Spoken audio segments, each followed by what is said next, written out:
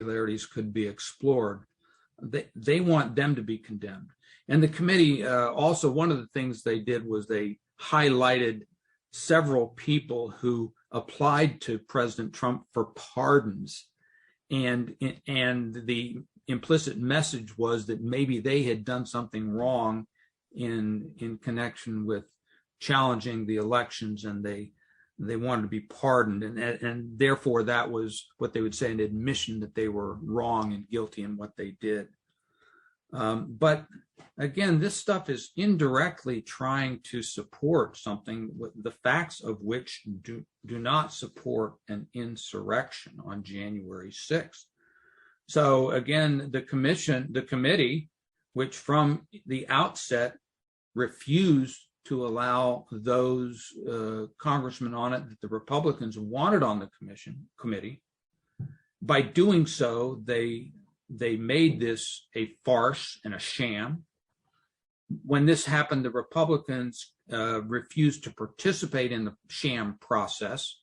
Some have criticized the Republicans, saying, well, you at least should have showed up and asked questions and done something. I am of the view, no, they should not have participated at all. Let it implode under its own weight of bad mistakes. This committee is the very definition of a kangaroo court that has a predetermined result, and they are just looking for any evidence they can find that might support it. It is the equivalent of a third impeachment, where they're going through the process, but they'll never get the votes to do anything. Their only hope is that the DOJ, Department of Justice, might bring charges against Trump for something at some point. It's interesting, they repeatedly call it an insurrection, and I still haven't seen evidence of any weapons in use in this whole riot that spilled over into the building. There's no evidence that the riot of breaking into the Capitol was pre-planned. I know they've charged some right-wing extremists they have charges against them of conspiring to do this. But there's no evidence that Trump had any involvement in such a plan.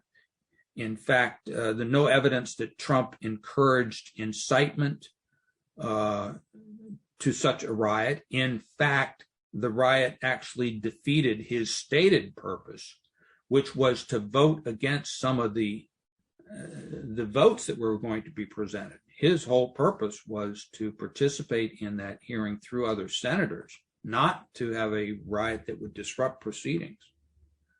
And of course, there's not one word from the committee about why Pelosi and Mayor Bowser did not authorize the troops, the National Guard troops that Trump authorized to increase the presence there on that day when it was a volatile situation and known to be people who were anxious and some of them angry. So in conclusion, while the work of the January 6th committee has not ended, and frankly, I don't think it will end at least until the elections, because I believe its participants would like to smear Trump and his supporters as much as they can, at least through the midterms in November. So I expect it will still go on. But the way it operates is a repudiation of the principles of fairness and due process that all of us expect in a nation that is operated by laws and fairness. And they have a predetermined result. This committee will certainly expose more flaws of Trump, but it so far hasn't shown anything to support insurrection or sedition. The commission or committee has said, well, what Trump said, the rioters believe, because Trump lied when he said the election was stolen, and that therefore this caused the riots. But that's a stretch. He did say it, but that didn't cause them. He actually said just the opposite, and there's no indication that he really wanted that riot to happen. That hurt him so badly, and there's no indication that he wanted that. So as a criminal case, I don't think it's going anywhere. The January 6th committee is a blatant example of hypocrisy in Congress. It is why congressional polls of Congress are about at their low of all time, where they sit there in their dignified, pretentious, solemn seats, and their demeanor seems to be one of how good and righteous they are in what they're doing. But the very words of Chairman Thompson and Liz Cheney and Adam Kinzinger and Jamie Raskin and Adam Schiff and the other members of that committee indicates that every one of them have predetermined that Trump is terrible and that they are desperately digging for anything bad they can find.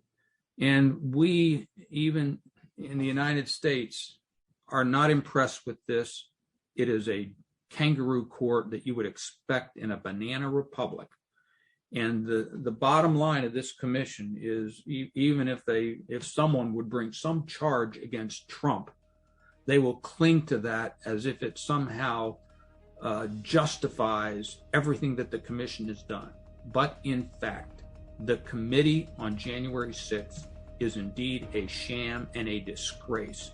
And I would want nothing to do with it. And if there is any valid charge that can be brought against Trump, that's fine.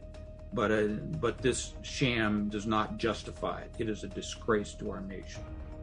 This concludes our discussion today. Thank you for joining us. Remember, the liberties we enjoy in America can be maintained only when its citizens are moral and active, informed participants in the democratic processes. I hope the closing argument helps us to do this. We invite you to visit my website, cpaulsmith.com, where I've got several books on some of the topics that we've discussed. We'll see you next time.